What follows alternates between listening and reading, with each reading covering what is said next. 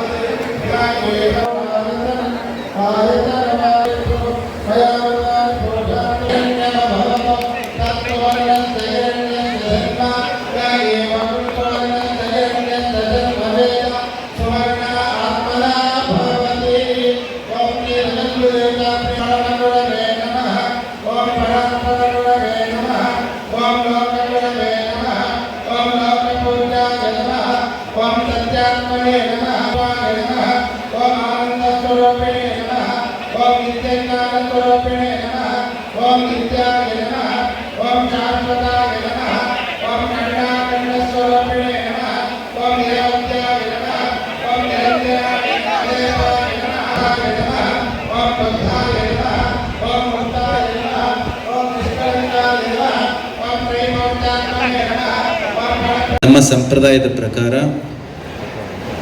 ವ್ಯಾಸ ಪೌರ್ಣಿಮೆಯ ಹೆಸರಿನಲ್ಲಿ ಗುರು ಪೌರ್ಣಿಮೆ ದೇಶದ ಎಲ್ಲೆಡೆ ನಾಡಿನೆಲ್ಲೆಡೆ ಮಾಡಿದ್ವಿ. ಯಾಕೆ ಮಾಡಿದ್ವಿ? ನಾವು ಇವತ್ತು ಇಷ್ಟೊಂದು ಚೆನ್ನಾಗಿ ಇರಲಿಕ್ಕೆ ಎಷ್ಟೋ ಜನಗಳ ತ್ಯಾಗ ಇದೆ. ಇದೇ ಇಲ್ಲ? ಇದೇ ಇಲ್ಲ? ಸ್ವಾತಂತ್ರ್ಯ ಭಾರತದಲ್ಲಿ ನಾವೆಲ್ಲರೂ ಕೂಡ ಮಹಾತ್ಮ ಗಾಂಧೀಜಿಯವರನ್ನು ನೆನಪು ಮಾಡಿಕೊಳ್ತೇವೆ, ಅವರ ಆಚರಣೆ ಮಾಡ್ತೇವೆ. ಯಾಕೆ? ಅವರ ಹೆಸರಿನಲ್ಲಿ ಸಹಸ್ರಾರು ಮಂದಿ ಪ್ರಾಣವನ್ನು ಕಳ್ಕೊಂಡು ಬಲಿದಾನವನ್ನು ಮಾಡಿಕೊಂಡು ನಮ್ಮ ದೇಶಕ್ಕೆ ನಾವೆಲ್ಲ ಇಷ್ಟೊಂದು ಚೆನ್ನಾಗಿರ್ಲಿಕ್ಕೆ ಸ್ವಾತಂತ್ರ್ಯವನ್ನು ತಂದುಕೊಟ್ರು. ಅದಕ್ಕೋಸ್ಕರ ಅವ್ರನ್ನ ನೆನಪು ಮಾಡಿಕೊಳ್ಳಿಕ್ಕೋಸ್ಕರ ಅದನ್ನು ಮಾಡ್ತೇವೆ. ಮನುಷ್ಯನಿಗೆ ಹೊಟ್ಟೆಗೆ ಊಟ ಇದ್ರೆ ಅಷ್ಟೇ ಸಾಲದು. ಊಟ ಮಾಡೋ ಟೈಮ್ನಲ್ಲಿ ನಮಗೆ ಅನ್ನವನ್ನು ದುಡಿದು ಕೊಟ್ಟ ರೈತರನ್ನ ನೆನಪು ಮಾಡ್ಕೊಳ್ಬೇಕಾ ಬೇಡ? ಅಯ್ಯೋ ಬಿಡಿ ಸ್ವಾಮಿ, ಊಟ ಅದೇನು ದೊಡ್ಡ ವಿಚಾರ ಅಂತ ಅನ್ನೋದು. ಒಂದೆರಡು ದಿನ ಊಟ ಇಲ್ಲದೆ ಇದ್ರೆ ನಿಮಗೆ ಗೊತ್ತಾಗುತ್ತೆ ಊಟದ ಕಷ್ಟ ಏನು ಅಂತ. ಅನ್ನದಾನಂ ಮಹಾದಾನಂ. ಅಂತಹ ಅನ್ನವನ್ನು ದುಡಿದು ಕೊಡ್ತಾ ಇರ್ತಕ್ಕಂಥ ರೈತನಿಗೂ ಕೂಡ ನಾವು ಧನ್ಯವಾದಗಳನ್ನ ಹೇಳಬೇಕಾ ಬೇಡ ಅಲ್ಲ? Give them a big round of applause for all our farmers.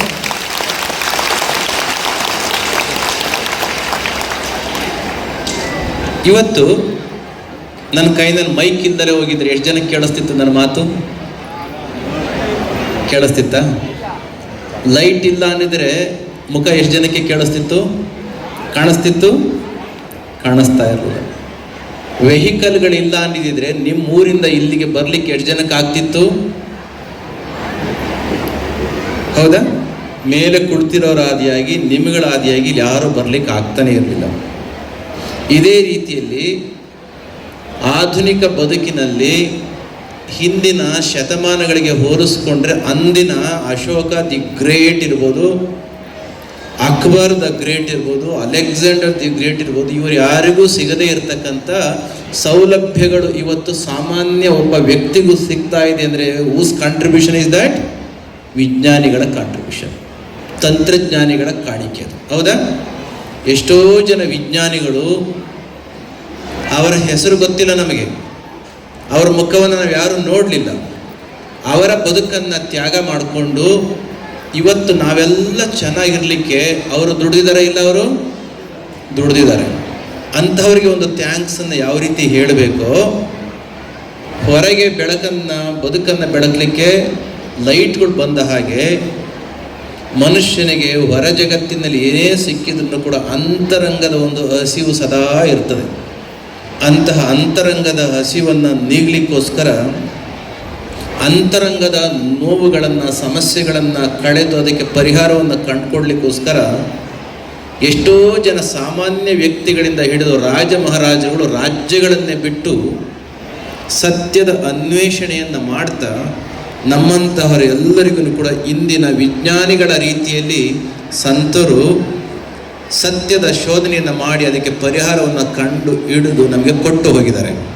ಅಂಥ ಎಲ್ಲ ಗುರುಗಳನ್ನು ಸ್ಮರಿಸಿ ಅವರಿಗೆ ಧನ್ಯವಾದಗಳನ್ನು ಹೇಳುವ ಕಾರ್ಯಕ್ರಮವೇ ಯಾವುದು? ಗುರು ಪೌರ್ಣಿಮೆಯ ಕಾರ್ಯಕ್ರಮ. ಅಂತೆಲ್ಲ ಗುರುಗಳನ್ನು ಸ್ಮರಿಸ್ತಕ್ಕಂಥ ಒಂದು ಕಾರ್ಯಕ್ರಮ ಇದು ಆಗಿದೆ. ಹೆಸರಿಗೆ ಆದಿಚುಂಚನಗಿರಿಯ ಪೀಠಾಧ್ಯಕ್ಷರಿಗೆ ಗುರು ಪೌರ್ಣಿಮೆ ಅಂತ ಕಂಡ್ರೂ ಕೂಡ ಅಂತ ಎಲ್ಲ ಗುರುಗಳನ್ನು ಪ್ರತಿನಿಧಿಸಿ ಮಾಡ್ತಾ ಇರ್ತಕ್ಕಂಥ ಅವರ ಸ್ಮರಣೆಯ ಕಾರ್ಯಕ್ರಮ ಒಂದು ರೀತಿಯಲ್ಲಿ thanks giving programme is this Guru Purnima for all our saintly people enlightened masters. ಅವರಿಗೆ ಧನ್ಯವಾದಗಳನ್ನ ಹೇಳಬೇಕು ಬೇಡ? ಈ ದೃಷ್ಟಿಯಿಂದ ನನಗೆ ಹೇಳಿದರು, ವರ್ಣಮಾತ್ರಂ ಕಲಿಸಿದಾತಂ ಗುರು. ಹೊರಗಿನ ವಿದ್ಯೆ ಇರ್ಬೋದು, ಒಳಗಿನ ವಿದ್ಯೆ ಇರ್ಬೋದು, ಅಂತೆಲ್ಲ ಮಹಾತ್ಮರನ್ನು ನೆನಪು ಮಾಡ್ಕೊಳ್ತಕ್ಕಂಥ ಕಾರ್ಯಕ್ರಮ ನಮ್ಮ ಹಿರಿಯರು ಗುರುಪೌರ್ಣಿಮೆಯ ಹೆಸರಿನಲ್ಲಿ ಅನಾದಿ ಕಾಲದಿಂದ ಕೂಡ ಮಾಡ್ಕೊಂಡು ಬಂದಿದ್ದಾರೆ. ಮುಖ್ಯವಾಗಿ ವ್ಯಾಸ ಪೌರ್ಣಿಮೆ ಅಂತ ಯಾಕೆ ಕರಿತೀವಿ ಅಂತ ಗೊತ್ತಲ್ಲ ನಿಮಗೆ? ಯಾಕೆ? ನಮ್ಮ ಕೋಲಾರ ಚಿಕ್ಕಬಳ್ಳಾಪುರ ಜಿಲ್ಲೆಯಲ್ಲಿ ಓದೋರ ಸಂಖ್ಯೆ ಜಾಸ್ತಿ, ಅದಕ್ಕೋಸ್ಕರ ಆಫೀಸರ್ ಸಂಖ್ಯೆನೂ ಜಾಸ್ತಿ ಅಂತ ಹೇಳ್ತಾ ಇದ್ದಾರೆ. ಒಂದು ಕಾಲದಲ್ಲಿ ನಮ್ಮ ಇಂಟಿಗ್ರೇಟೆಡ್ ಡಿಸ್ಟ್ರಿಕ್ಟ್ ಇದ್ದಾಗ ಕೋಲಾರ ಇನ್ನು ಚಿಕ್ಕಬಳ್ಳಾಪುರ ಜಿಲ್ಲೆ ಆಗಿಲ್ದಲ್ಲಿದ್ದಾಗ ಇವೆರಡು ಒಂದೇ ಅವಿಭಜಿತ ಜಿಲ್ಲೆ ಇದ್ದಾಗ KPSC ಏನಂತ ಕರಿತಿದ್ರು ಗೊತ್ತಾ? KPSC ಅಂದ್ರೇನು? Karnataka public service commission. AC ಆಗಬೇಕು ಅಂದರೆ, ಈ ರೀತಿ ತಹಸೀಲ್ದಾರ್ ಆಗಬೇಕು ಅಂದರೆ, DYSPಗಳಾಗಬೇಕು ಅಂದರೆ ಯಾವ ಎಕ್ಸಾಮ್ ಬರೀಬೇಕು? KPSC ಎಕ್ಸಾಮ್ನ ಬರಬೇಕು. ನಮ್ಮ ಕೋಲಾರ ಜಿಲ್ಲೆಯಲ್ಲಿ ನಮ್ಮ ಜನಗಳಿಗೆ ಎಷ್ಟೊಂದು ಹಸಿವು ಇತ್ತು, ಈಗಲೂ ಇದೆ ಅಂತಂದರೆ ಅದನ್ನು ಅನ್ವರ್ಥವಾಗಿ ಕರಿತಾ ಇದ್ರು. ಏನಂತ? ಇನ್ನೂ KPSC ಮಹತ್ತನ್ನು ತಿಳ್ಕೊಳ್ಳೋದಕ್ಕೂ ಮುಂಚೆನೇ ನಮ್ಮ ಜಿಲ್ಲೆಯ ಜನಗಳು KPSCಯನ್ನು ಕೋಲಾರ ಪಬ್ಲಿಕ್ ಸರ್ವಿಸ್ ಕಮಿಷನ್ ಅಂತ ಕರೆಯೋ ಮಟ್ಟಕ್ಕೆ ಹೆಚ್ಚು ಸಂಖ್ಯೆಯಲ್ಲಿ ಎಕ್ಸಾಮ್ ಬರಿತಾ ಇದ್ರು. ಈ ಮಾತಿನಲ್ಲಿ ಯಾಕೆ ಹೇಳಿದೆ ಅಂದರೆ, 98ನೇ ಇಸ್ವಿನಲ್ಲಿ ನಿಮ್ಮ ಆದಿಚುಂಚನಗಿರಿ ಮಠವನ್ನು ವಿದ್ಯುಕ್ತವಾಗಿ ಇಲ್ಲಿ ಸ್ಥಾಪನೆ ಮಾಡಿದಾಗ ಕೇವಲ 1-1.5 ಸಾವಿರ ಜನ ಮಕ್ಕಳಿದ್ರು. ಎಷ್ಟು? Just about 1500 students through engineering college education ಪಡ್ಕೊಳ್ತಿದ್ರು. ಈಗ ನಮ್ಮ ಜಿಲ್ಲೆಯಲ್ಲಿ ಕೋಲಾರ ಮತ್ತು ಚಿಕ್ಕಬಳ್ಳಾಪುರ ಜಿಲ್ಲೆಯ ನಿಮ್ಮ ಆದಿಚುಂಚನಗಿರಿ ಮಹಾಸಂಸ್ಥಾನದ ಶಾಖೆಯಲ್ಲಿ ಸುಮಾರು 33,000 ಜನ ಮಕ್ಕಳು ವಿದ್ಯೆಯನ್ನು ಪಡ್ಕೊಳ್ತಿದ್ದಾರೆ. ಇಲ್ಲಿ ಯಾಕೆ ಹೇಳ್ತಾ ಇದ್ದೀನಿ ಅಂತಂದರೆ, ಒಬ್ಬ ಸಾಮಾನ್ಯ ಕೂಲಿ ಮಾಡ್ತಕ್ಕಂಥ ವ್ಯಕ್ತಿಗೂ ಕೂಡ ವಿದ್ಯೆಯ ಮಹತ್ವ ಅರ್ಥ ಆಗಿರೋದ್ರಿಂದ ಮಾಡುವ ಕೂಲಿಯ ಹಣವನ್ನು ಮಕ್ಕಳ ಎಜುಕೇಷನ್ಗೋಸ್ಕರ ತೆಗೆದಿಡ್ತಾರೆ ಹೊರತು ಇನ್ನು ಬೇರೆ ಯಾವ್ಯಾವುದಕ್ಕೂ ಅನಾವಶ್ಯಕವಾಗಿ ಪೋಲಾಗೋದನ್ನು ಅವರು ತಪ್ಪಿಸ್ತಾರೆ. ಅಂತಹದೊಂದು ಆಸ್ತೆ ಕಾಳಜಿ ನಮ್ಮ ಜನಗಳಿಗೆ. ಇಂತಹದೊಂದು ವ್ಯವಸ್ಥೆಯನ್ನು ಪೂಜ್ಯ ಗುರುಗಳು ನಮ್ಮ ಜಿಲ್ಲೆಯಲ್ಲಿ ಕೋಲಾರ ಚಿಕ್ಕಬಳ್ಳಾಪುರ ಜಿಲ್ಲೆಯಲ್ಲಿ ಮಾಡಲಿಕ್ಕೆ ಅಂತ ಹೊರಟಾಗ ನೀವೆಲ್ಲರೂ ಕೊಟ್ಟಂತಹ ಪ್ರೋತ್ಸಾಹ, ನಮ್ಮ ಶಿಡ್ಲಘಟ್ಟದಲ್ಲಿ ಕೂಡ ಅವತ್ತಿಗೆ ಪಾಪ ಕೆಂಪರೆಡ್ಡಿ ಇವತ್ತು ಇಲ್ಲ, ಕೆಂಪರೆಡ್ಡಿ ಅವತ್ತಿಗೆ ಕರ್ಕೊಂಡು ಬಂದು ನಿಮ್ಮೆಲ್ಲರ ಸಹಕಾರವನ್ನು ನಿಮ್ಮನ್ನು ಮುಂದೆ ಇಟ್ಕೊಂಡು ಅವತ್ತು ತೋರಿಸಿದ ಪ್ರೀತಿ ನಿಮ್ಮಲ್ಲಿಯೂ ಕೂಡ ಒಂದು ಸಂಸ್ಥೆ ಆಗಲಿಕ್ಕೆ ಸಾಧ್ಯ ಆಯಿತು. ನಿಮ್ಮ BGS ಸ್ಕೂಲ್ನಲ್ಲಿ ಎಷ್ಟು ಜನ ಮಕ್ಕಳು ಓದ್ತಿದ್ದಾರೆ? ಇಲ್ಲಿ ಶಿಡ್ಲಘಟ್ಟದಲ್ಲಿ ಎಷ್ಟು ಜನ? ಇಲ್ಲಿರೋರಲ್ಲ, ಎಷ್ಟು ಸಂಖ್ಯೆಯಲ್ಲಿ ಮಕ್ಕಳು ಓದ್ತಿದ್ದಾರೆ? ಎಷ್ಟಪ್ಪ? 2800 ಜನ ಮಕ್ಕಳು ಬರೀ ನಿಮ್ಮ ಶಿಡ್ಲಘಟ್ಟ ಒಂದು ತಾಲೂಕಿನಲ್ಲೇ ಓದ್ತಾ ಇದ್ದಾರೆ ಅಂತಂದರೆ ನೀವುಗಳು ಎಜುಕೇಷನ್ಗೆ ತೋರಿಸ್ತಕ್ಕಂಥ ಒಂದು ಪ್ರೀತಿ. ಇಂತಹ ಪ್ರೀತಿಯನ್ನು ತೋರಿಸಿದಾಗ ಪೂಜ್ಯ ಗುರುಗಳು ಸ್ಪಂದಿಸಿ ನಿಮಗೆ ಆಶೀರ್ವಾದವನ್ನು ಮಾಡಿತ್ತು. ಇವತ್ತು ಶಿಡ್ಲಘಟ್ಟದಲ್ಲಿ ಗುರುಪೌರ್ಣಿಮೆ ಆಗಬೇಕು ಅಂತ ಕಾರಣ ಆದಂತಹದ್ದು. ಪುಟ್ಟಸ್ವಾಮಿಗೌಡರು ಹೇಳ್ತಾ ಇದ್ರು, ಇದು ಮುಂಚೆನೇ ಗೊತ್ತಿದ್ರೆ ನಾನೇ ಗೌರಿಬಿದನೂರಿಗೆ ತೊಗೊಂಡೋಗ್ಬಿಡ್ತಾ ಇದ್ದೆ ಅಂತ. ಅವ್ರ ಗೌರಿಬಿದನೂರಲ್ಲೂ ಕೂಡ ಒಂದು ಶಾಲೆ BGS ಸ್ಕೂಲ್ ಇದೆ. ನಿಮ್ಮ ಗೌರಿಬಿದನೂರಲ್ಲಿ 3200 ಜನ ಮಕ್ಕಳು ಓದ್ತಿದ್ದಾರೆ. BGSನ ಗೌರಿಬಿದನೂರು ಶಾಲೆಯಲ್ಲಿ 3000 ಜನ ಮಕ್ಕಳು, 3200 ಜನ ಮಕ್ಕಳು ಓದ್ತಿದ್ದಾರೆ. ಚಿಕ್ಕಜ್ಜಪ್ಪ ಇನ್ನೂ ಬಿಲ್ಡಿಂಗ್ ಬೇಕು ಅಂತಿದ್ದಾರೆ. ಏನೇ ಇದ್ರೂ ಕೂಡ ನಮ್ಮ ಈ ಜಿಲ್ಲೆಗಳಲ್ಲಿ, ತಾಲೂಕುಗಳಲ್ಲಿ ವಿದ್ಯೆಗೆ ನೀವು ಕೊಟ್ಟಿರ್ತಕ್ಕಂಥ ಮಹತ್ವ ಮನನೀಯವಾಗಿರ್ತಕ್ಕಂಥದ್ದು. ಮುಂದೆಯೂ ಕೂಡ ಇದೇ ತೀರ್ನಾಗಿರ್ತಕ್ಕಂಥ ಆಸ್ತಿಯನ್ನು ಮಕ್ಕಳ ಕಡೆಗೆ ವಹಿಸಿದ್ದೆ ಆದರೆ ನಮ್ಮ ಜಿಲ್ಲೆಗೆ ಇನ್ನೂ ಮಹತ್ವ ಹೆಚ್ಚು ಬರಲಿಕ್ಕೆ ಅವಕಾಶ ಆಗುತ್ತೆ ಮಾತನ್ನು ಈ ಸಂದರ್ಭದಲ್ಲಿ ಹೇಳಿ, ಗುರುಪೌರ್ಣಿಮೆಯ ಸಂದರ್ಭದಲ್ಲಿ ಹೆಚ್ಚು ಮಾತನಾಡಲಿಕ್ಕೆ ಖಂಡಿತ ಇವತ್ತು ಕಷ್ಟ ಆಗ್ತದೆ. ಹೌದಲ್ಲ? ತುಂಬ ಕಷ್ಟ, ಇದು ಕೇಳಲಿಕ್ಕೂ ನಿಮಗೆ ಕಷ್ಟ ಆಗ್ತದೆ. ಈಗ ತಾನೇ ನಮ್ಮ MC ಸುಧಾಕರ್ ಅವರು ಮಂತ್ರಿಗಳು ಕಾರ್ಯಕ್ರಮಕ್ಕೆ ಲಂಡನ್ ಪ್ರವಾಸ ಮುಗಿಸಿ, ಅಮೇರಿಕ ಪ್ರವಾಸ ಮುಗಿಸಿ ಈಗ ತಾನೇ ಬರ್ತಿದ್ದಾರೆ. ಅವರಿಗೆ ಈ ಕಾರ್ಯಕ್ರಮಕ್ಕೆ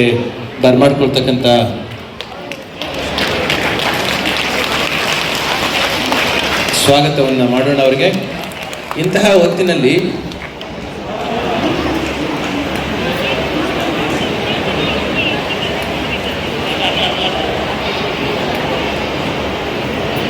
ಓಕೆ, ಅವರು ಹೈಯರ್ ಎಜುಕೇಷನ್ ಮಿನಿಸ್ಟರ್ ಇರೋದರಿಂದ ಸ್ವಲ್ಪ ಕಾರ್ಯದ ಒತ್ತಡ ಸ್ವಲ್ಪ ತಡವಾಗಿ ಬಂದಿದ್ದಾರೆ.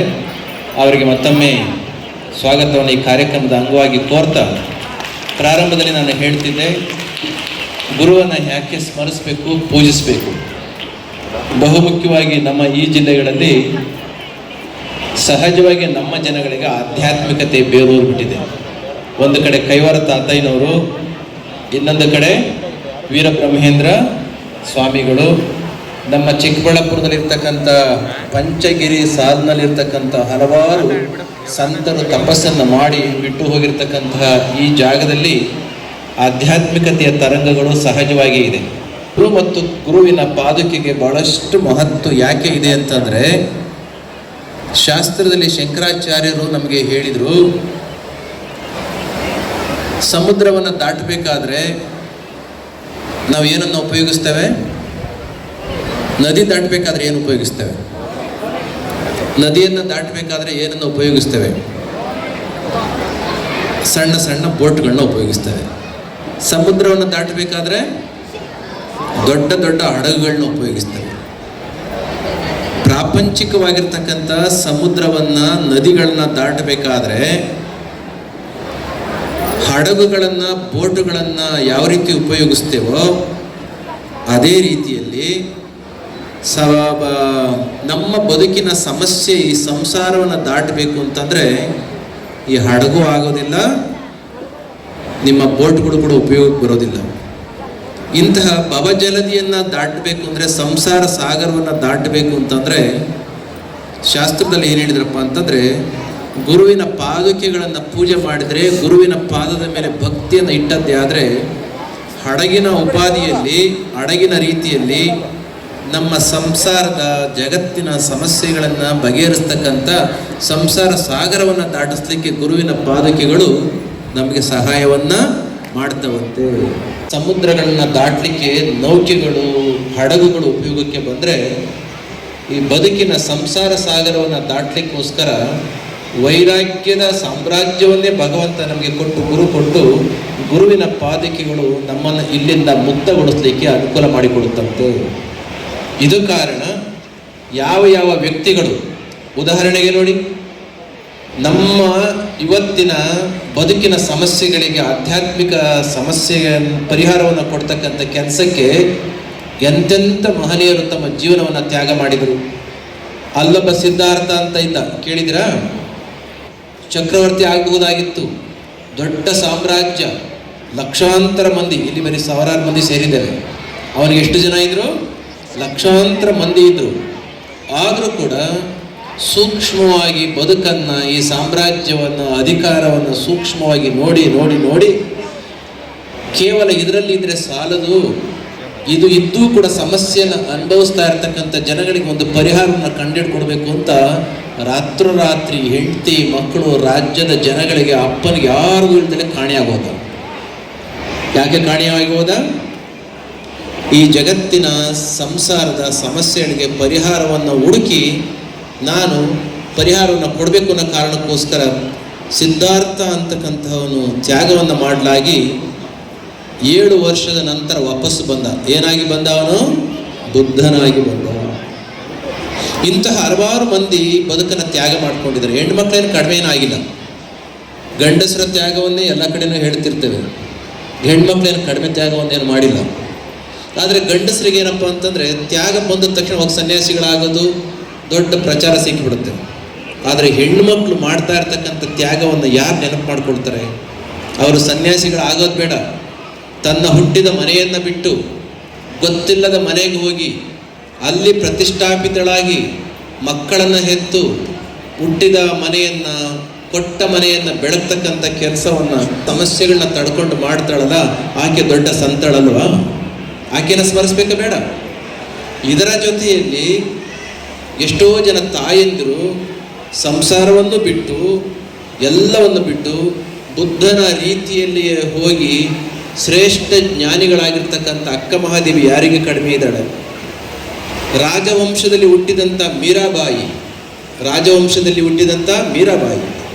ಅಂದಿನ ರಾಜ, ಇವತ್ತೇನು ಅಕ್ಬರ್ ದಿ ಗ್ರೇಟ್ ಅಂತ ಕರಿತೀವಲ್ಲ, ಆ ಕಾಲಮಾನದಲ್ಲಿದ್ದಂಥ ಹೆಣ್ಮಗಳು ಮೀರಾಬಾಯಿ ರಾಜನನ್ನು ಬಿಟ್ಟು ಎಲ್ಲವನ್ನ ಬಿಟ್ಟು ಕೊನೆಗೆ ಕೃಷ್ಣನ ಭಕ್ತಳಾಗಿ ಜ್ಞಾನವನ್ನು ಪಡ್ಕೊಂಡು ಜಗತ್ತಿಗೆ ಜ್ಞಾನವನ್ನು ಕೊಟ್ಟಂಥ ಮೀರಾಬಾಯಿಯನ್ನು ಯಾರಾದರೂ ಮರೀಲಿಕ್ಕೆ ಆಗುತ್ತಾ? ಇಸ್ಲಾಂ ಧರ್ಮದಲ್ಲಿ ಸೂಫಿ ಅಂತ ಒಂದು ಪಂಗಡ ಇದೆ. ಸೂಫಿ ಮನೆತನದಲ್ಲಿ ಹುಟ್ಟಿದಂಥ ಒಬ್ಬಳೆ ಹೆಣ್ಮಗಳು ರಾಬಿಯಾ ಅಂತ, ತುಂಬ ಚಿಕ್ಕ ವಯಸ್ಸಿನಲ್ಲೇ ಮನೆಯನ್ನು ಬಿಟ್ಟು ದೊಡ್ಡ ಸಂತಳಾಗಿ ಜಗತ್ತಿಗೆ ಜ್ಞಾನವನ್ನು ಕೊಟ್ಟಂಥ ಅಂಥ ಮಹಿಳೆಯನ್ನು ಯಾರು ಮರೀಲಿಕ್ಕಾಗುತ್ತೆ? ಇವರೆಲ್ಲರೂ ಕೂಡ ಕಣ್ಣಿಗೆ ಕಾಣುವ ಜಾಗತಿಕ ಮಟ್ಟದ ಸಂತೆಯರಾದದ್ದು. ಆದರೆ ಈ ಜಗತ್ತೆಂಬ ಸಂತೆಯಲ್ಲಿ ಬುದ್ಧನಷ್ಟೇ ಶ್ರೇಷ್ಠತೆಯನ್ನು ಪಡ್ಕೊಂಡಂಥ ಹಲವಾರು ಮಹನೀಯರು, ತಾಯಂದಿರು ನಮ್ಮೆಲ್ಲರಿಗೂ ಕೂಡ ಜ್ಞಾನವನ್ನು ಕೊಟ್ಟು ಹೋಗಿದ್ದಾರೆ. ಅಂಥವರೆಲ್ಲರನ್ನು ಕೂಡ ಸ್ಮರಿಸಿಕೊಂಡು ನಮ್ಮ ಬದುಕಿಗೆ ಜ್ಞಾನವನ್ನು ಕೊಟ್ಟಂಥವರನ್ನು ಸ್ಮರಿಸಿ ಅವರಿಗೆ ಧನ್ಯವಾದವನ್ನು ಹೇಳ್ತಕ್ಕಂಥ ಈ ಕಾರಣದಲ್ಲಿ ನಾವೆಲ್ಲರೂ ಕೂಡ ನಿರತರಾಗಿದ್ದೇವೆ. ಇಂತಹ ಕಾರ್ಯಕ್ರಮಕ್ಕೆ ತಾವೆಲ್ಲರೂ ಬಂದದ್ದು ತುಂಬ ಸಂತೋಷ ಆಗಿದೆ. ಬದುಕಿನಲ್ಲಿ ಬಹು ಮುಖ್ಯವಾಗಿ ಬೇಕಾಗಿರ್ತಕ್ಕಂತಹದ್ದು ಸಂಸಾರವನ್ನು ಮಾಡೋದಿದ್ದೇ ಇರ್ತದೆ. ಆಗಾಗ ನೀವುಗಳು ತಾಯಂದಿರು, ಮುಖ್ಯವಾಗಿ ಗಂಡಸರದ್ದು ಎಲ್ಲೋದ್ರೂ ಮಾತನಾಡೋದಿದ್ದೇ ಇರ್ತದೆ. ಬಹು ಮುಖ್ಯವಾಗಿ ತಾಯಂದಿರು ಕೇಳಿಸ್ಕೊಳ್ಳಿ. ಈ ಜಗತ್ತಿಗೆ ಆದರ್ಶ ಪುರುಷರನ್ನು ಕೊಟ್ಟಂಥ ಕೀರ್ತಿ, ತಂದೆಗಳಿಗಿಂತ ಹೆಚ್ಚಿನ ಕೀರ್ತಿ ಹೋಗ್ತಕ್ಕಂಥದ್ದು ಯಾರಿಗೋಗುತ್ತೆ? ತಾಯಂದಿರಿಗೆ. ಯಾಕೆ? ತಾಯಿಯಿಂದ ಅಪ್ಪನ ಪರಿಚಯ ಮತ್ತು ಲೋಕದ ಪರಿಚಯವೇ ಹೊರತು ತಂದೆ ಕಡೆಯಿಂದ ಯಾರು ಕೂಡ ತಾಯಿಯ ಪರಿಚಯವನ್ನು ಮಾಡಿಕೊಂಡದಿಲ್ಲ. ಅಮ್ಮ ತೋರಿಸಿದ ಅಪ್ಪನನ್ನು ಅಪ್ಪ ಅಂತ ಒಪ್ಕೊಡ್ತಾರೆ ಹೊರತು ತಂದೆ ಯಾವತ್ತೂ ಕೂಡ ತಾಯಿಯ ಪರಿಚಯವನ್ನು ಮಾಡಿಕೊಡೋದಿಲ್ಲ. ಅದರ ಜವಾಬ್ದಾರಿ ದೊಡ್ಡದು. ಹೊಗಳಿಕೆಯನ್ನು ರಿಸೀವ್ ಮಾಡಲಿಕ್ಕೆ ಒಳ್ಳೆಯದೇನೆ, ಆದರೆ ಆ ಜವಾಬ್ದಾರಿಯನ್ನು ಹೊತ್ತಿರ್ತಕ್ಕಂಥ ತಾಯಂದಿರು ನೀವು ಸ್ವಲ್ಪ ಸಂಸ್ಕಾರವಂತರಾದದ್ದೇ ಆದರೆ ನಮ್ಮೆಲ್ಲ ಮಕ್ಕಳುಗಳು ದೊಡ್ಡ ಸಂಸ್ಕಾರವನ್ನು ಪಡ್ಕೊಂಡು ಬಿಡ್ತಾರೆ. ಕುವೆಂಪು ಜಗದ ಕವಿಯಾಗಿ, ಯುಗದ ಕವಿಯಾಗಿ ಬೆಳಗಲಿಕ್ಕೆ ಅವರ ತಾಯಿ ಏನು ತುಂಬ ನಿಮ್ಮ ಹಾಗೆ ಜಾಸ್ತಿ ಓದ್ಕೊಂಡಿರಲಿಲ್ಲ. ಆ ತಾಯಿಗೆ ಓದಲಿಕ್ಕೂ ಬರ್ತಿರಲಿಲ್ಲ, ಬರೆಯೋಕ್ಕೂ ಬರ್ತಿರಲಿಲ್ಲ. ಆದರೆ ದೊಡ್ಡ ಕವಿ ಕುವೆಂಪು 65-70 ವರ್ಷ ಆದಾಗ ನಿಮ್ಮ ಈ ಎತ್ತರದ ಸಾಧನೆಗೆ ಕಾರಣ ಯಾರು ಅಂತ ಕೇಳಿದಾಗ ಕುವೆಂಪು ಏನಂತ ಹೇಳಿದ್ರು ಗೊತ್ತಾ? ನಾನು ಚಿಕ್ಕ ವಯಸ್ಸಿನಲ್ಲಿದ್ದಾಗ ನಾನು ಎಲ್ಲ ಓದಿಬಿಟ್ಟಿದ್ದೆ, ಅದಕ್ಕೋಸ್ಕರ ದೊಡ್ಡ ಕವಿ ಆದೆ ಅಂತ. ಆದರೆ ಹೋಗ್ತಾ ನನಗೆ ಗೊತ್ತಾಗ್ತಾ ಇದೆ, ಚಿಕ್ಕ ವಯಸ್ಸಿನಲ್ಲಿ ನನ್ನ ತಾಯಿ ಸೀತಮ್ಮ, ಆಕೆಗೆ ಓದಲಿಕ್ಕೆ ಬರೀಲಿಕ್ಕೆ ಬರ್ತಿರ್ಲಿಲ್ಲ. ಆದರೂ ಕೂಡ ಗಂಧದ ಕಡ್ಡಿಯನ್ನು ಹಿಡಿದು ಕರ್ಪೂರವನ್ನು ಹಚ್ಚಿ ಕಾಣದ ಆಕಾಶದ ಕಡೆಗೆ ದೇವರನ್ನು ಪ್ರಾರ್ಥಿಸಿ ನನಗೋಸ್ಕರ ಆಕೆ ಮಾಡಿದ ಪ್ರಾರ್ಥನೆ ಒಬ್ಬ ಸಾಮಾನ್ಯ ಪುಟ್ಟಪ್ಪನನ್ನು ಶ್ರೇಷ್ಠ ವಿಶ್ವಮಾನವ ಕವಿ ಕುವೆಂಪುವನ್ನು ಮಾಡ್ತೇ ಹೊರತು ಇದು ನನ್ನ ಸಾಧನೆಯಲ್ಲ ಅಂತ. ಅಂದರೆ ತಾಯಂದರು ಮಾಡ್ತಕ್ಕಂಥದ್ದಕ್ಕೆ ಅಷ್ಟೊಂದು ಶಕ್ತಿ ಇದೆ. ಒಬ್ಬ ಮಹಾತ್ಮ ಗಾಂಧೀಜಿ, ಸಾಮಾನ್ಯವಾಗಿದ್ದಂಥ ಮೋಹನ್ ದಾಸ್ ಕರಮ್ಚಂದ್ ಗಾಂಧಿ, ಮಹಾತ್ಮ ಗಾಂಧಿ ಆಗಲಿಕ್ಕೆ ಅವರೇ ಹೇಳಿದರು. ಯಾರೋ ಕೇಳ್ತಾರೆ, ನೀವು ನಡೀತಾ ಇದ್ರೆ ಸ್ವಾತಂತ್ರ್ಯ ಸಂಗ್ರಾಮದಲ್ಲಿ ಇಡೀ ದೇಶನೇ ನಡೆದಂಗೆ ಆಗ್ತಿತ್ತು, ನೀವು ಉಪವಾಸ ಕುಳಿತುಕೊಂಡ್ರೆ ಇಡೀ ದೇಶ ಕುಳಿತುಕೊತಿದ್ರು. ಮನುಷ್ಯ ಎಷ್ಟಿದ್ರು? ದಪ್ಪ ಇದ್ರ? ಸಣ್ಣ ಇದ್ರು. ನಡೀತಾ ಇದ್ರೆ ಮೈ ಮೇಲೆ ಅರ್ಧ ಬಟ್ಟೆ, ಅರ್ಧ ಬಟ್ಟೆನೇ ಇಲ್ಲ, ಸೊಂಟದ ಕೆಳಗಡೆ ಒಂದಿಷ್ಟು ಬಟ್ಟೆ, ಮೈ ಮೇಲೆ ಒಂದು ವಸ್ತ್ರ, ಇಷ್ಟು ಬಿಟ್ಟರೆ ಏನೂ ಇಲ್ಲ. ಅಂಥ ಸಾಮಾನ್ಯ ವ್ಯಕ್ತಿ ನಾಡಿನಲ್ಲಿ ನಡೀತಾ ಇದ್ರೆ ಇಡೀ ದೇಶ ಅವ್ರ ಜೊತೆ ನಡೀತಿತ್ತು. ಉಪ್ಪಿನ ಸತ್ಯಾಗ್ರಹ ಅಂತ ಮಾಡಿದರೆ ಇಡೀ ದೇಶದ ಉಪ್ಪಿನ ಸತ್ಯಾಗ್ರಹ ಮಾಡ್ತಿತ್ತು. ಅವ್ರು ಯಾವ ಚಳುವಳಿಯನ್ನು ಕೈಗೆತ್ತಿಕೊಳ್ತಿದ್ರೋ ಇಡೀ ನಾಡು ಅವ್ರ ಜೊತೆ ನಿಂತ್ಕೊಳ್ತಿತ್ತು. ಅದಕ್ಕೆ ಯಾರೋ ಕೇಳ್ತಾರೆ, ನೀವು ಉಪವಾಸ ಕುಳಿತುಕೊಂಡ್ರೆ ನಾಡು ಉಪವಾಸ ಕುಳಿತುಕೊಳ್ಳುತ್ತೆ, ನೀವು ಮೌನ ವಹಿಸಿದರೆ ಇಡೀ ನಾಡು ಮೌನ ವಹಿಸುತ್ತೆ, ನೀವು 2 ಹೆಜ್ಜೆ ಇಟ್ಟರೆ ಜನ ನಿಮ್ಮ ಕಾರ್ಯಕ್ಕೋಸ್ಕರ 10 ಹೆಜ್ಜೆ ಇಡ್ತಾರೆ. ಈ ಶಕ್ತಿ ಎಲ್ಲಿಂದ ಬಂತು ಗಾಂಧೀಜಿಯವರೇ ಅಂತ ಕೇಳಿದಾಗ ತಾಯಂದ್ರಿಗೆ ಹೇಳ್ತಾ ಇರೋದಿದು. ಗಾಂಧೀಜಿ ಏನು ಹೇಳಿದ್ರು ಗೊತ್ತಾ? ಚಿಕ್ಕ ವಯಸ್ಸಲ್ಲಿ ನಮ್ಮಮ್ಮ ಪ್ರಾರ್ಥನೆಗೆ, ಉಪವಾಸಕ್ಕೆ ಎಷ್ಟು ಶಕ್ತಿ ಇದೆ ಅಂತ ನನ್ನ ತಾಯಿ ಪುತಲಿಬಾಯಿ ಕಲಿಸಿಕೊಟ್ಟದ್ದು ನಾನು ಸ್ವಾತಂತ್ರ್ಯ ಸಂಗ್ರಾಮದಲ್ಲಿ ನನ್ನ ಅಸ್ತ್ರವನ್ನಾಗಿ ಉಪಯೋಗಿಸಿದೆ. ಆ ಸಂಸ್ಕಾರ ಕೊಟ್ಟವರು ಯಾರು? ನನ್ನ ತಾಯಿ ಪುತಲಿಬಾಯಿ. ಆ ಧನ್ಯವಾದಗಳನ್ನ ಆ ತಾಯಿ ಪುತಲಿಬಾಯಿಗೆ ಹೇಳಿ ಅಂತ.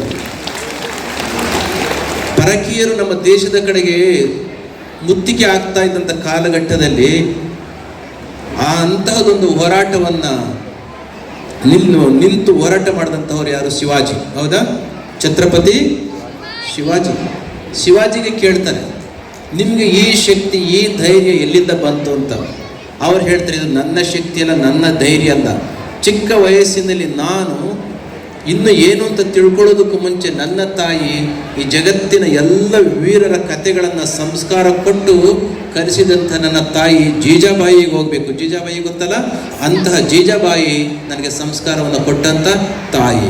ಸಾಕು, ಇಷ್ಟು ಸಾಕು. ಇನ್ನು ಮುಂದೆ ಕೇಳಕ್ಕೆ ಹೋದರೆ ದೊಡ್ಡ ಸಂಖ್ಯೆ ಬರ್ತದೆ. ನಿಮಗೂ ತಾಯಿನೇ ಮಾಡಿರ್ತಾರೆ, ಎಲ್ರಿಗೂ ತಾಯಿ ಅಂದ್ರೇ ಅದೇ ಅವರವ್ರದ್ದೇ ಆಗಿರ್ತಕ್ಕಂಥ ಇತಿಮಿತಿಯಲ್ಲಿ ಮಾಡಿರ್ತಾರೆ. ಅಂತಹ ದೊಡ್ಡ ಜವಾಬ್ದಾರಿ ತಾಯಂದ್ರಿಗಿರೋದ್ರಿಂದ ಒಬ್ಬ ಸಂತ ವಿವೇಕಾನಂದ ಗೊತ್ತಲ್ಲ ನಿಮಗೆ? ಸ್ವಾಮಿ ವಿವೇಕಾನಂದ ಎಷ್ಟು ಜನ ಗೊತ್ತು ಕೈ ಐತಿ? ಸ್ವಾಮಿ ವಿವೇಕಾನಂದ್ರ ಕೇಳ್ತಾರೆ, ನಿಮಗೆ ಇಷ್ಟೆಲ್ಲ ಚಿಕ್ಕ ವಯಸ್ಸಲ್ಲಿ ಹೇಗೆ ತಿಳ್ಕೊಂಡ್ರಿ ಅಂತಂದರೆ ನಿಮ್ಮಪ್ಪ ವಿಶ್ವನಾಥ ದತ್ತ ಹೇಳ್ಕೊಟ್ರ ಅಂತಂದರೆ ಇಲ್ಲ, ನಮ್ಮ ಅಪ್ಪ ಏನೋ ಹೇಳ್ಕೊಡ್ಲಿಲ್ಲ. ಮತ್ತು ಹೇಳ್ಕೊಟ್ಟವ್ರು ಯಾರು ಅಂತಂದರೆ ನನ್ನಮ್ಮ ಯಾರು? ತಾಯಿ ಭುವನೇಶ್ವರಿ. ತಾಯಿ ಭುವನೇಶ್ವರಿ ನನಗೊಬ್ಬ ಒಳ್ಳೆ ಮಗ ಹುಟ್ಟಲಿ ಅಂತ ಕಾಶಿ ವಿಶ್ವೇಶ್ವರಲ್ಲಿ ಎಷ್ಟೊಂದು ಪ್ರಾರ್ಥನೆ ಮಾಡಿ ಹುಟ್ಟಿ ಬಂದ ಮಗುವಿಗೆ ಸಂಸ್ಕಾರವನ್ನು ಕೊಟ್ಲು ಅಂತಂದರೆ ನರೇಂದ್ರ ಆದ, ರಾಮಕೃಷ್ಣ ಪರಮಹಂಸರ ಹತ್ರ ಬಂದಾಯಿತು, ಶ್ರೇಷ್ಠ ವಿಶ್ವಮಟ್ಟದ ಶ್ರೇಷ್ಠ ಸನ್ಯಾಸಿಯಾಗಿ ಆಯಿತು. ಇನ್ನೇನೋ ದೇಹ ಬಿಡಬೇಕು ಇನ್ನೊಂದು ವರ್ಷದಲ್ಲಿ. ಆ ತಾಯಿ ಮಗನನ್ನು ಕರ್ಕೊಂಡು ಕಾಶಿಗೆ ಎಳ್ಕೊಂಡು ಹೋಗಿ ಕಾಶಿ ವಿಶ್ವೇಶ್ವರನ ದೇವಸ್ಥಾನದ ಸುತ್ತ ಏನೋ ಉರುಳು ಸೇವೆ ಮಾಡ್ಕೊಂಡು ಕರ್ಕೊಂಬಂದ್ರು. ಯಾಕೆ ಗೊತ್ತಾ? ಆ ತಾಯಿ ಪ್ರಾರ್ಥನೆ ಮಾಡಿದ್ಲಂತೆ, ನನಗೊಂದು ಒಳ್ಳೆ ಗಂಡು ಮಗು ಹುಟ್ಟಿದ್ದೆ ಆದರೆ ಅವರನ್ನು ಕರ್ಕೊಂಡು ಬಂದು ನಿನ್ನ ಸೇವೆ ಮಾಡಿಸ್ತೀನಿ ಅಂತ ತಾಯಿ ಭುವನೇಶ್ವರಿ ಹೇಳಿದ್ಲಂತೆ. ಆ ತಾಯಿ ಅರಕೆಯನ್ನು ತೀರಿಸೋದಕ್ಕೂ ಮುಂಚೆನೇ ಆ ಹುಡುಗ ಅವಾಗ ಸನ್ಯಾಸಿ ಆಗೋಗ್ಬಿಟ್ಟ. ಸನ್ಯಾಸಿ ಆದಮೇಲೆ ತಾಯಿಗೆ ಅರಕೆ ತೀರಿಸ್ತಿಲ್ವಲ್ಲ ಅಂತ ನೋವಿತ್ತಂತೆ. ನಂತರದಲ್ಲಿ ಆ ತಾಯಿ ಆ ಹುಡುಗನನ್ನು ಕರ್ಕೊಂಡು, ಅಷ್ಟೊತ್ತಿಗಾಗಲೇ ಜಗತ್ತಿನ ಶ್ರೇಷ್ಠ ಸಂತನಾಗಿ ಆಗಿ ಹೋಗಿತ್ತು. ಆದರೂ ಕೂಡ ಸಂತನಾದ್ರೇನು, ಪ್ರೈಮ್ ಮಿನಿಸ್ಟರ್ ಆದ್ರೇನು, ಮಿನಿಸ್ಟರ್ ಆದ್ರೇನು ಮಕ್ಕಳ ತಾಯಿಯಂದ್ರಿಗೆ ಮಕ್ಕಳೇ ನೆನೆ. ಅಂತಹ ತಾಯಿ ಆ ಹುಡುಗನ ಕರ್ಕೊಂಡು, ಶ್ರೇಷ್ಠ ಸಂತರನ್ನ ಕರ್ಕೊಂಡು ಹೋಗಿ ಕಾಶಿ ವಿಶ್ವೇಶ್ವರನ ಹರಕೆಯನ್ನು ತೀರಿಸ್ಕೊಂಡು ಬಂದಂತೆ. ಅದಕ್ಕಾಗಿ ಇಲ್ಲಿ ಬಂದಿರ್ತಕ್ಕಂಥ ತಾಯಂದರೆ, ನೀವು ಮನಸ್ಸು ಮಾಡಿದರೆ ಸಮಾಜವನ್ನು ಕಟ್ಟಬಹುದು. ನೀವು ಮನಸ್ಸು ಮಾಡಿದರೆ ಸಮಾಜವನ್ನು, ನವ ಸಮಾಜವನ್ನು ನಿರ್ಮಾಣ ಮಾಡಲಿಕ್ಕೆ ಸಾಧ್ಯ ಆಗುತ್ತೆ. ಅಂಥ ಸಂಸ್ಕಾರವನ್ನು ಕೊಡ್ತಕ್ಕಂಥ ಶಕ್ತಿ ಇರ್ತಕ್ಕಂಥ ತಾಯಂದಿರು ಸಂಖ್ಯೆ ಹೆಚ್ಚು ಬಂದಿರೋದ್ರಿಂದ ಅವರೆಲ್ಲರಿಗೂ ಕೂಡ ಧನ್ಯವಾದಗಳನ್ನ ಹೇಳಿ, ಗುರುಪೂರ್ಣಿಮೆಯ ಅಂದು ನೆನಪು ಮಾಡಿಕೊಳ್ಳಿಕ್ಕೆ ಜೀವನವನ್ನೇ ತ್ಯಾಗ ಮಾಡಿ ಅರಮನೆಯನ್ನು ಬಿಟ್ಟು ಸ್ವತಃ ಬುದ್ಧನಿಗೆ ಹೆಂಡತಿ ಇರಲಿಲ್ಲ, ಸಿದ್ಧಾರ್ಥನಿಗೆ ಹೆಂಡತಿ ಇದ್ಲು. ಯಾರವಳ ಹೆಸರು? ಆ ತಾಯಿ ಹೆಸರು ಬಂದು ಯಶೋಧರ ಅಂತ. ಆದರೆ ಪುರುಷ ಸಮಾಜದಲ್ಲಿ ಬುದ್ಧನ ಹೆಸರನ್ನ ಶ್ರೇಷ್ಠ ಮಾಡಿದರೆ ಹೊರತು, ಬುದ್ಧನ ಕಾಲದಲ್ಲಿ ಬುದ್ಧನಷ್ಟೇ ಎತ್ತರಕ್ಕೆ ಹೋಗಿದ್ದಂಥ ಯಶೋಧರೆ ಕೊನೆಗೆ ಆಕೆ ಕೇಳ್ತಾಳೆ. ಆ ಅಮ್ಮನಿಗೆ ಹೇಳಲಿಲ್ಲ, ಹೆಂಡತಿಗೊಂದು ಮಾತು ಹೇಳಲಿಲ್ಲ, ಯಾರು ಹೇಳಿದ್ರೆ ಹೊರಟೋದ್ನಲ್ಲ. 7 ವರ್ಷ ನರಳಿದ ತಾಯಿಯ ಮನಸ್ಸು ಎಷ್ಟು ಗಟ್ಟಿಯಾಗಿತ್ತು ಅಂತಂದರೆ, ಸಿದ್ಧಾರ್ಥನ ಹೆಂಡತಿಯಾಗಿದ್ದಂಥ ಯಶೋಧರೆಗೆ ಮುಂದೊಂದು ದಿನ ಅರಮನೆಗೆ ಬಂದಾಗ ಬುದ್ಧನ ಜೊತೆ ಮಾತನಾಡಿದ ಮೇಲೆ ಕೊನೆಗೆ ಬುದ್ಧನ ಜೊತೆಯಲ್ಲಿಯೇ ಇನ್ನೊಂದು ವಿಹಾರವನ್ನು ತಾಯಂದ್ರಿಗೆ, ಹೆಣ್ಮಕ್ಳಿಗೆ ಕಟ್ಟಿ. ಯಾಕೆ ಗೊತ್ತಾ? ಬುದ್ಧ ಹೇಳ್ತಾನೆ, ನಾನು ಹೆಣ್ಮಕ್ಳಿಗೆ ದೀಕ್ಷೆ ಕೊಡೋದಿಲ್ಲ, ಸಂತರನಾಗಿ ಮಾಡೋದಿಲ್ಲ ಅಂತ. ಅದಕ್ಕೆ ಪ್ರತಿಯಾಗಿ ಯಶೋಧರೆ ತಾನು ಸ್ವತಃ ಸನ್ಯಾಸಿಯಾಗಿ ಸನ್ಯಾಸದ ವಸ್ತ್ರವನ್ನು ಧರಿಸಿ ದೀಕ್ಷೆಯನ್ನು ಪಡ್ಕೊಂಡು ತಾಯಂದ್ರಿಗೋಸ್ಕರನೇ ಸಂಸ್ಕಾರವನ್ನು, ಜ್ಞಾನವನ್ನು ಕೊಡಲಿಕ್ಕೋಸ್ಕರ ಪರ್ಯಾಯವಾಗಿ ಇನ್ನೊಂದು ಭಿಕ್ಕುಣಿಯರ ಸಂಘವನ್ನು ಕಟ್ಟಿ ಮಹಾನ್ ಬುದ್ಧನ ಬದುಕಿನ ಕಾಲದಲ್ಲಿ ಜ್ಞಾನಿಯಾಗಿದ್ದಂತಹವಳು ತಾಯಿ ಯಶೋಧರೆ.